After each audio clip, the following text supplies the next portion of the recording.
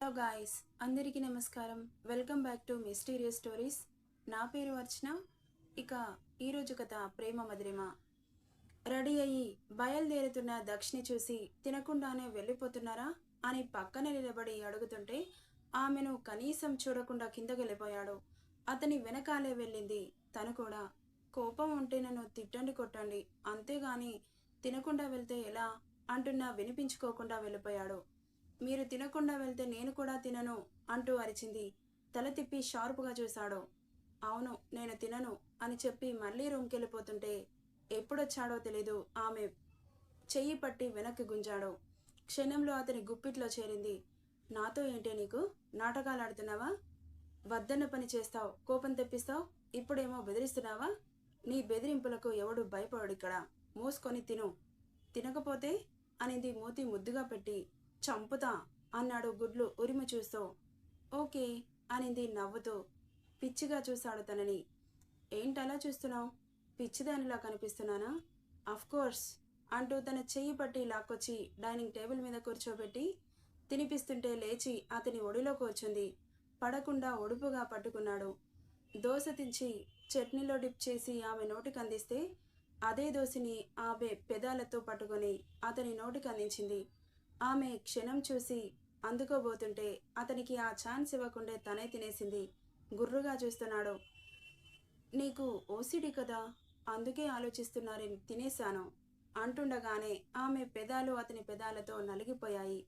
3 నిమిషాలకి ఆమె పెదవికి బొక్క పెట్టి వదిలి తను చేస్తున్న పని కంటిన్యూ చేశాడు. అంటే తినిపించాడు. కళ్ళు బిగించి చూస్తోంది. పాప చూపులని ఏమాత్రం పట్టించుకోలేదు. ఇక ఆమెకు పూర్తిగా తినిపించి ఒడిలో నుండి కిందకి దింపి అక్కడి నుండి వెళ్ళిపోతుంటే అతని చెయ్యి పట్టుకుని కుర్చీలో కుదేసింది. కళ్ళు చిన్నవి చేసి పాపకి ఇంత ధైర్యం ఎక్కడిది అన్నట్లు చూస్తున్నాడు. మీరే ఇచ్చారు అనింది అతని చూపులకు అర్థం తెలుస్తుంటే. ఇక తను కూడా అతనికి తినిపిస్తుంటే తల తిప్పేసుకున్నాడు. అతని బుగ్గలని గట్టిగా పట్టింది. ముందుకు వచ్చిన పెదాలని చూస్తూ ఆమె నాలుకతో అతని పెదాలని లిక్ చేసింది. ఆమె అలా చేస్తుంటే అతని కళ్ళు నవ్వుకుంటున్నాయి. అమాయకపు డస్కీకి అర్థమైందో లేదో తెలియదు కానీ ఆమె అలా లిక్ చేస్తుంటే అతని పెదాలు ఆటోమేటిక్గా ఓపెన్ అవడంతో తుంచిన దోశని అతని నోట్లో పెట్టేసింది. పూర్తిగా తినిపించి అతని పెదాలని చీర చెంగుతో తుడిచింది. ఆ ఛాన్స్ ఆమెకివ్వకుండా ఆమె పెదాలు అతని పెదాలతో క్లీన్ అయ్యేలా ఫ్రెంచ్ కిస్ ఇచ్చి వెళ్ళిపోయాడు. భర్త చిలిపి పనులకి సిగ్గుపడుతూ అక్కడే కాసేపు దక్షిని గుర్తు చేసుకుని బుగ్గల్లో మందారాలు పీయించుకొని నవ్వుకుంటుంటే, ఏంటి సిరి, నీలో నువ్వే నవ్వుకుంటున్నావు? మా అన్నయ్య ఏదైనా తుంటరి పని చేశాడా అన్న వాయిస్కి ఉలిక్కిపడి వెనక్కి తిరిగి చూసింది. మధు నవ్వుతూ వచ్చి పక్కన కూర్చుంది. అలాంటిదేం లేదు కానీ బ్రేక్ఫాస్ట్ చేసావా వదినా? అన్నయ్య ఇంకా ఆఫీస్కి వెళ్ళలేదా? ఇప్పుడే ఫ్రెష్ అయ్యారు, బ్రేక్ఫాస్ట్ సర్వ్ చేద్దామని వచ్చాను అంటుంటే తన మాటల్లో ఏదో తేడా కొట్టింది.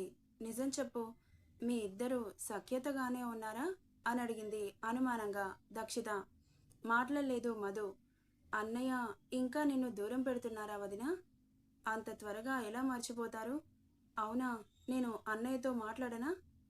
పర్వాలేదు సిరి, ఆయనే మనసు మారే వరకు ఓపికగా ఉండాలనుకుంటున్నాను అనింది. బాధగా అనిపించట్లేదా? ఎందుకు బాధ? ఇదంతా నేను చేసుకునేదేగా. బాధపడకు వదినా, అన్నీ అవే సర్దుకుంటాయని చెబుతుండగా వచ్చాడు బాలాజీ. ఇక అతని పాటికి అతను కూర్చొని వడ్డించుకుంటుంటే దగ్గరికెళ్ళింది మధు. ప్లేట్లో దోశ వేసుకుంటుంటే ఆపి తనే వేసింది. ఇంకా ఎన్ని రోజులు అన్నయ్య ఈ కోపం? వదినని క్షమించొచ్చుగా. పూర్తిగా మారిపోయింది. మంచిగా మాట్లాడగానే మారిపోయిందని ఎలా నమ్మను? తన బుద్ధి మళ్ళీ బయట పెడితే తట్టుకోవడం నా వల్ల కాదు సిరి. నేను మారాను అని నిరూపించుకోవడానికి ఏం చేయమంటారో చెప్పండి అనింది మధు. మాట్లాడలేదు బాలాజీ. ఏం చేసినా ఏదో ఒకరోజు నీ నిజస్వరూపం బయట పెడితే అప్పుడు పూర్తిగా చేస్తాను అని ఒకటంటే ఒకటే దోశ తిని వెళ్ళిపోయాడు. బాలాజీని బాధగా చూసింది దక్షిత. ఏడుస్తూ లోపలికెళ్ళింది మధు. వీళ్ళిద్దరినీ ఎలా కలపాలా అని తల పట్టుకుంది దక్షిత. నైట్ 9 గంటలకి దక్ష్ కోసం ఎదురుచూస్తూ సోఫాలో కూర్చుంది దక్షిత. అప్పుడే లోపలికి వస్తూ కనిపించాడు. వచ్చేశారా అని నవ్వుతూ ఎదురెళ్ళింది.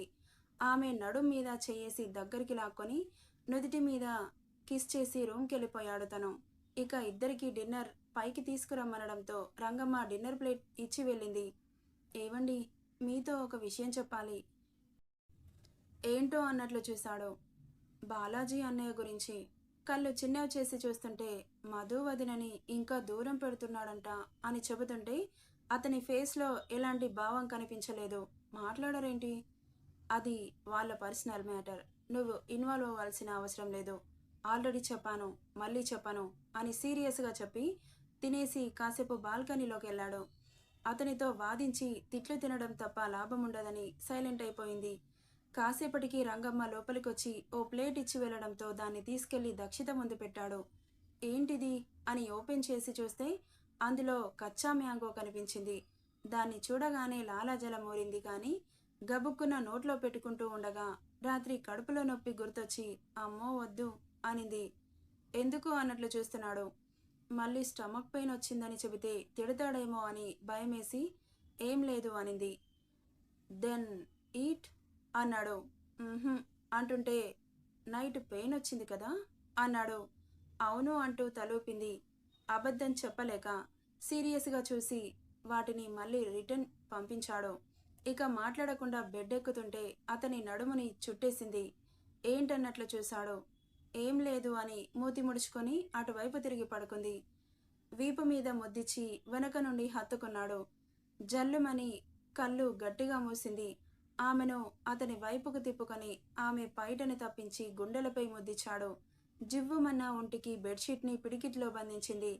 అలిగిన ఒంటి మీద అతని పెదవి ముద్రలు వదులుతుంటే అలకలు పక్కన పెట్టి అల్లుకుపోవాలనిపిస్తోంది. కానీ మళ్ళీ బెట్టు చేస్తూ మూతి బిగించి కళ్ళు కూడా గట్టిగా బిగించింది. ఆమెను చూసి కన్నింగ్ స్మైల్ ఇస్తూ ఒంటి మీద బ్లౌజ్ హుక్స్ అతని పళ్ళతో ఒక్కోటి రిమూవ్ చేస్తుంటే ఎక్కడ కంట్రోల్ తప్పుతానేమోనని నానా అవస్థలు పడుతోంది. ఇక పూర్తిగా విప్పి ఆమె గుండెలపై తల అదిమాడు. అప్పటి వరకు ఆపుకున్న ఫీలింగ్స్ని ఒక్కసారిగా బరెస్ట్ అయినట్లు అతని ఫోర్స్గా ఆమె గుండెలకి అదుముకుంది. అతని ఫేస్లో స్మైల్ రాగా పెదాలతో తడుముతున్న ఆమె గుండెలని ఎగసి పడుతుంటే నోట్లో నుండి నుట్టెరుపులతో నిండిపోయింది. సవాలు విసిరిన ఆమె ఆడతనాన్ని అతని మగతనంతో వాటి పొగరుని అణిచి కిందకి వచ్చిన నాభి అతని మనసుని పూర్తిగా దాని వశం చేసుకుంటే నాలుకతో దాని అంతు చూసి ఇద్దరిలో రేగిన తాపం మరో క్షణం విడదీయలేనంత దగ్గరగా మారి ఎగసి పడుతున్న కోరికలకి కళ్ళెం వేశారు. అతనిలో ఎప్పుడు కరిగిన కొత్త అనుభూతి కలుగుతుంటే భర్తని గట్టిగా హత్తుకొని చెవిపై ముద్దిచ్చింది. అతనిలో కోరికకి ఆజ్యం పోసినట్లు మారి ఆమెను గంట వరకు వదల్లేదు. నీరసంతో మారిన ఆమె ఫేస్ చూసి అప్పుడు దూరం జరిగాడు.